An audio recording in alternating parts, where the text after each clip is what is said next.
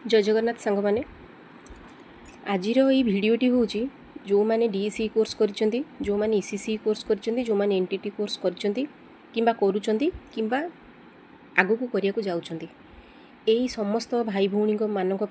आपण मैंने समस्ते जानी जे वर्तमान आम राज्य रे नुआ शिक्षानीति लागू हो सारी किंतु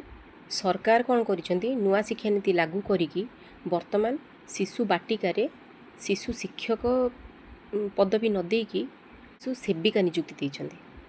सेटा आपण माने समस्ते जानिछन्ति। तापरे आउ गोटे कथा है सरकार एसएमसी को दे देइछन्ति तार माने से माने एमान को सब नियुक्ति करिवे। तो आपण माने भाबंतु जदि एसएमसी जदि नियुक्ति करिवे ताहा हेले माने जो माने तालीम प्राप्त जो माने सर्टिफिकेट धरिकी वर्तमान को से सरकार न देकी माने अणतालीम प्राप्त पुणी सरकार से किसी गाइडलाइन भी रखी ना से बाछिबे किए ना एसएमसी बाछिबे। सरकार जो गुणात्मक विकास कथा कहउचंती से गुणात्मक विकास गोटे शिशुर गुणात्मक विकास हबो केमिति जोठी शिशु को शिक्षादान करा जाऊ नाही जोठी शिशु पई शिक्षक नाहंती आ जोठी मूलदुआ ही स्ट्रंग नाही भित्तिभूमि ही नाही आपण माने भाबंतु सेठी गोटे शिशुर भविष्यत विकास हब केमिति गोटे शिशुर तो भविष्य अंधार हो सेठी। तापरे आउ गोटे कथा है जे सरकार को आमे जाइकिरी आमर ग्रीभेन्स नहीं गलु लीडर मान सहित भी देखा सरी समस्त सहित डिस्कसन भी हो सारी फिर भी सरकार आम कथा शुणिले आनंद गंड सार कहले आमर किसी वर्तमान शिक्षक नियुक्ति आसबनी। तापरे वर्तमान समस्ते जाइकिरी धर्मेंद्र प्रधान सार को भी भेट करूँ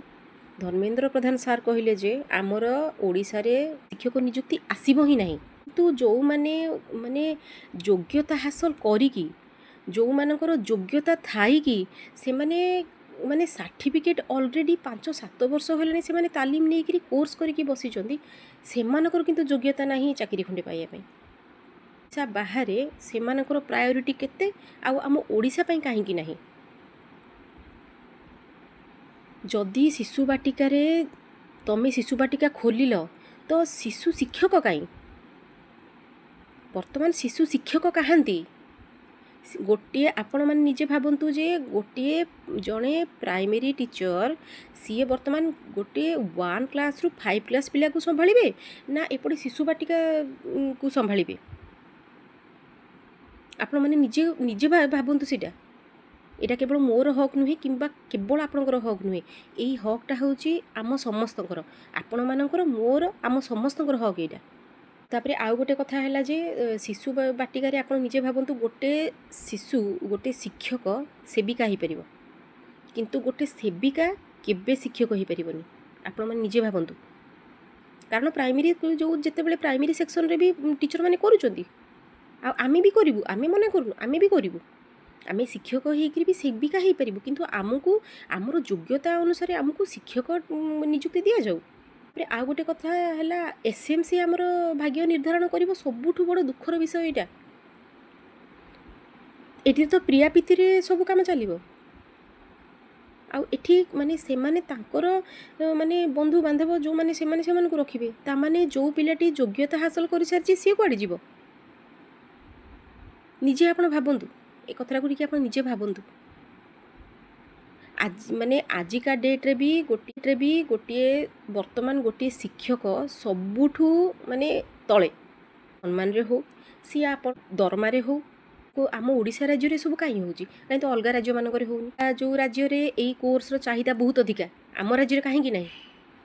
आम राज्य रे वर्तमान आप भावतु केते दुखर विषय 45,000 शिशु सेविका नियुक्ति हेबे किंतु शिक्षक नियुक्ति हो पारे नहीं माने गोटे शिशु पाई शिक्षक ही नहीं माने गोटे शिशु पाई भित्तिभूमि ही नहीं माने योग्यता हासिल करछन्ती तालीम पाइछन्ती सेमानक पाई किछि नियुक्ति से माने पाइबेनी किंतु योग्यता हासिल करिकरी आमे केते तळे किंतु जो मानकर माने योग्यता नहीं सेई माने वर्तमान नियुक्ति पाइबे। सरकार केवल खाली शिशुर गुणात्मक विकास किंतु कौन कर सरकार शिशुर गुणात्मक विकास यही शिशु मानकर गुणात्मक विकास हो पार वर्तमान शिशु बाटिकार पिला माने जाइकिरी बसी बसिकी आसुचंदी ଶିକ୍ଷକ ତ ନାହିଁ, ପାଠ ପଢ଼େଇବ କିଏ ତାଙ୍କୁ? ଆପଣ ଭାବନ୍ତୁ ଗୋଟେ ଇଂଲିଶ ମିଡ଼ିୟମ୍ ସ୍କୁଲରେ ଆପଣ ଭାବନ୍ତୁ, କିମ୍ବା ଆପଣ ଓଡ଼ିଶା ବାହାର କଥା ଭାବନ୍ତୁ, ଗୋଟେ ଇଂଲିଶ ମିଡ଼ିୟମ୍ ସ୍କୁଲରେ ଯେତେବେଳେ ପ୍ରି ନର୍ସରୀ, ନର୍ସରୀ, LKG, UKGରେ ପିଲାମାନେ ପାଠ ପଢ଼ୁଛନ୍ତି, ସେମାନେ ତ ଯାଇକି ବସି ବସିକି ଆସୁନାହାନ୍ତି। ତ ଆମ ରାଜ୍ୟରେ କାହିଁକି? ତେଣୁ ଏବେ ସମୟ ଆସିଛି ଆମେ ସମସ୍ତେ ଏକଜୁଟ ହେବାର। ଆପଣ ଏକଜୁଟ ହୁଅନ୍ତୁ ଏବଂ ଆମ ଟେଲିଗ୍ରାମ ଚ୍ୟାନେଲରେ ଜଏନ୍ ହେଇଯାଆନ୍ତୁ। ତେଣୁ ଆମେ ସମସ୍ତେ ଆମ ହକ୍ ପାଇଁ ଲଢ଼ିବା।